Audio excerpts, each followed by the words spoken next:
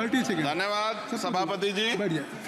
30 राष्ट्र की अस्मिता और गौरव के लिए समर्पित देशभक्त गुर्जर समुदाय ने देश की हर लड़ाई में अपने अदम्य साहस और पराक्रम का परिचय देते हुए असंख्य वीर सपूतों ने बलिदान दिया है। इसका उदाहरण 1857 क्रांति कोतवाल धन सिंह गुर्जर और बुलंदशहर के काला आम में 140 गुर्जर क्रांतिकारियों को फांसी पर लटकाया गया।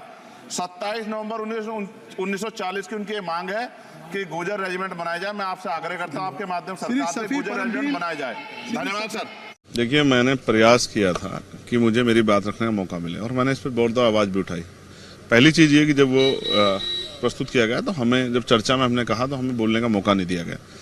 ये जो है कमजोर वर्गों की आवाज जो है पार्लियामेंट में दबाई जा रही है, ये अच्छा नहीं है। हमें जनता ने चुन के भेजा, हम किसी के दया पे यहाँ नहीं है। दूसरी बात, जब ये बिल प्रस्तुत हुआ और उसको पुरस्थापित करने के लिए कहा गया तब हमने इस पर डिवीजन की मांग की।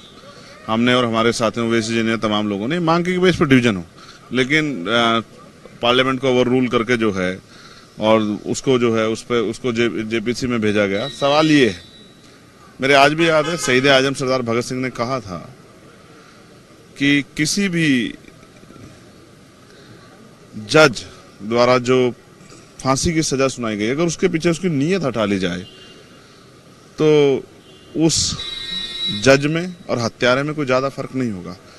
मैंने पार्लियामेंट में सुना, सरकार ने कहा, स्पीकर भी थे और सरकार के मंत्री भी बोल रहे थे, सरकार के एमपी भी बोल रहे थे कि हम अगर सरकार में आए तो विचारधारा के आधार पर सरकार में आए हैं, तो जिन महान पुरुषों की विचारधारा को हम लोग मानते हैं उन्हीं के अधूरे लक्ष्यों को पूरा करेंगे। क्या सरकार, हमें सोचना है बिना डर के, मैं कह रहा हूँ, क्या सरकार मुस्लिम हितैषी है? सरकार का एक कोई कानून मुस्लिम हितैषी बना है? सरकार ने एक भी योजना मुस्लिम हितैषी बनाई? आपने एजुकेशन का बजट किया, मौलाना अब्दुल कलाम जो है वो योजना थी, फेलोशिप थी, वो आपने बंद कर दी। तमाम मदरसों के एड आपने खत्म कर दिए, उर्दू भर्ती आप लोग करा नहीं रहे हो।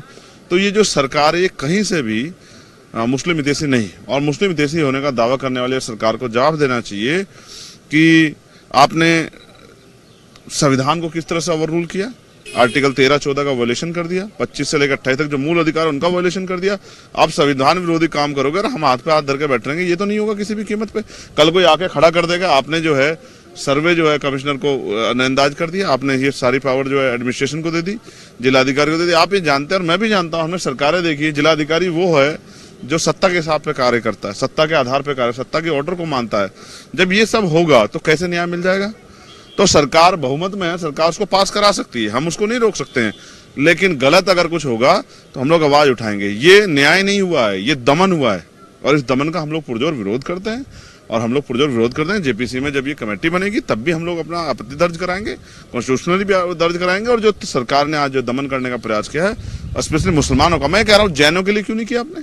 जैनों के देखिए, उनके तीर्थंकरों को किस तरह लूटा जा रहा है, उनको किस तरह से परेशान किया जा रहा है।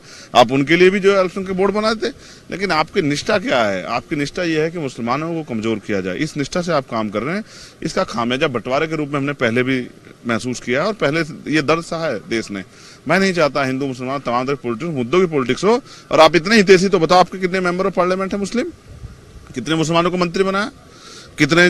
मैं उत्तर प्रदेश से आता हूँ, शायद एक भी इंस्पेक्टर चार्ज पे नहीं है मुसलमान। मुझे लगता है एक भी एसएसपी जो है चार्ज पे नहीं होगा मुसलमान।